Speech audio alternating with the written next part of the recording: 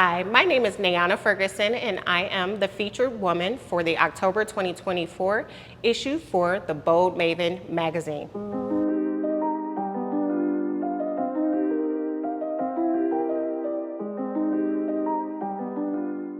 Can you share a little about what you do? Oh, just a little? So I do so many things. I am the co-founder, COO, and CFO of Anteel Tequila. I am also a business coach as well, so I have several clients that I coach and consult with business. And I am also a motivational, inspirational speaker. So I am paid to go to conferences and events, speaking about having faith in yourself, leadership, and entrepreneurship. What schools did you attend? I went to a famous high school in Detroit called Cass Tech.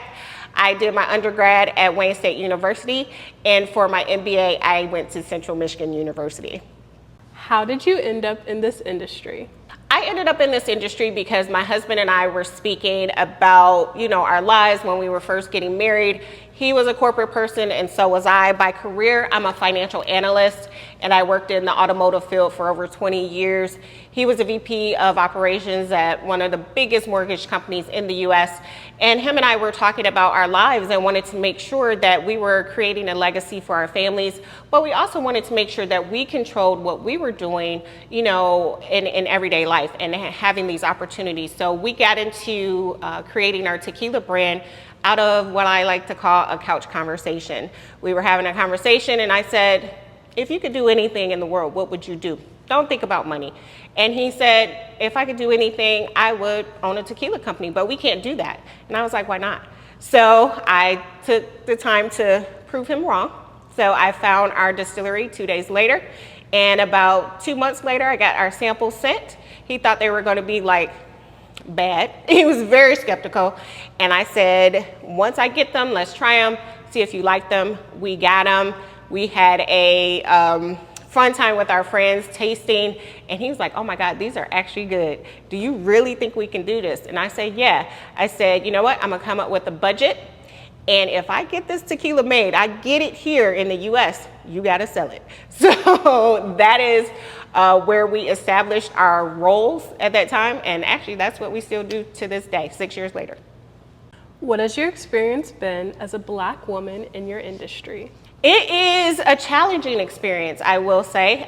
When we first launched our tequila and going in the streets, we were doing grassroots marketing. We were stomping the pavement, as they say, going into stores to try to sell our tequila.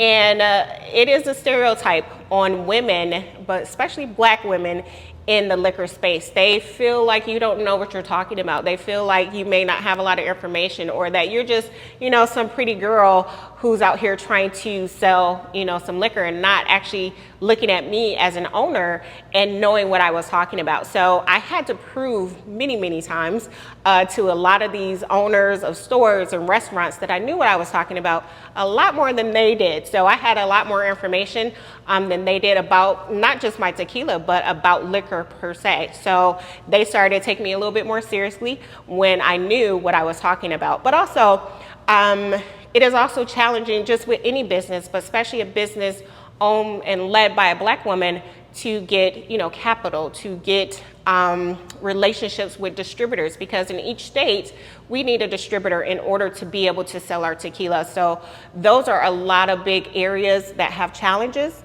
in this business, and navigating through those can be a little bit difficult sometimes, but I am that person that once I put my mind to it, I will go after it and I will make sure I resolve whatever challenge I encounter. What do you consider to be some of your biggest accomplishments so far? I think personally and professionally, I've had many accomplishments. As I said before, I am a 18-year pancreatic cancer survivor, and I truly attribute that to a lot of things, but I attribute it mostly to my mindset. There was no way I was coming out of the hospital any other way but being just fine. And I told them that and they didn't believe me, but 2 weeks after I had my surgery, I told them I was gonna be out of the hospital, and I was. Now, I couldn't walk or anything like that, but I was out of the hospital because that was a goal of mine.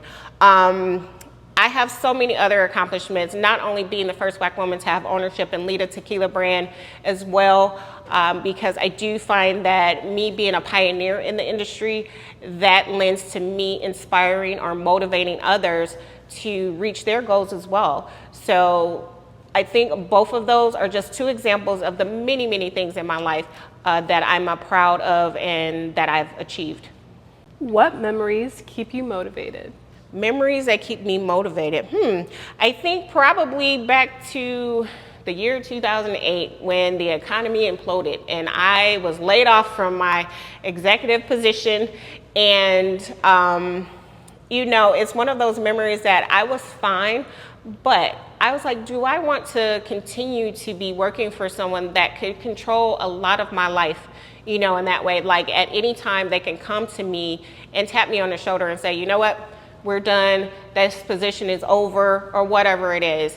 And that led me to continue, because I've had businesses before, but that led me to continue to strive and go after having my own and creating my own legacy and not depending on, you know, a position at a corporate company to, you know, make decisions for me and my livelihood. Outside of work, what brings you enjoyment?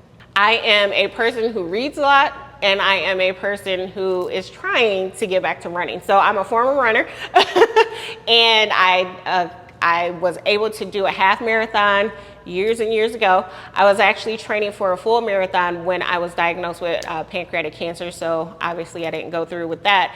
And what brings me joy is, you know, getting out there, walking, and leading up to trying to run again. But being outside, being in nature, and I try to meditate a little bit as well. That's something that I used to be able to do. But those things bring me joy because I think they make my brain shut off, because I am an entrepreneur, because I do own several businesses. Brain is always going, brain is always thinking. So what I enjoy is making sure that I cut my brain off and having that time, as we like to say, self-care now, to make sure that I'm balancing my life. What advice would you give a younger you? A younger me, I would say everything will work out. So when I was younger, I was in a very dysfunctional household. So I grew up in a physically abusive household. So I was a lot more angry back then, and I didn't feel like my life was going to amount to anything. So I would say to that younger girl, it'll be okay, and have faith in yourself. And that's why I think I have faith in myself now, because I didn't back then, because my life was so dire and my life was so dysfunctional that I could not see where I would be happy in my life, where I would, you know, be successful. So I would tell that young girl, it's gonna be okay, you will get through it. Is there anyone that you would like to shout out? I always shout out my husband, just because we are on this journey together. Him and I created this tequila brand, and truly, if it wasn't for him saying, maybe we can do it, and me going to prove him wrong because he didn't think we could, I definitely shout him out, because we would not be here today, truly, if I wasn't trying to prove him wrong and prove to him that whatever you think about and whatever you put your mind to and have a passion for, you can be successful in. Final question. Do you have any current or future endeavors that you can share with our audience? Not anything current. I mean, current or future, we do have, future, we have a new expression that will be coming into our portfolio probably within another year or so. I am working on it. The blood orange took me about a year to create and research, and it is taking about that time for our next infusion. I'm not gonna say what it is yet, but it will be the first one as well, just like the world's only coconut lime blanco. So we will be coming out with another infused tequila, and then look for me on the stage. I am in many things. I speak at Harvard coming up soon. I was at the Congressional Black Caucus a couple of weeks ago as well. So look for me on somebody's stage real soon. To continue this conversation, you can read my story on theboldmaven.com. Make sure to subscribe to the Bold Maven newsletter to gain access to the digital magazine.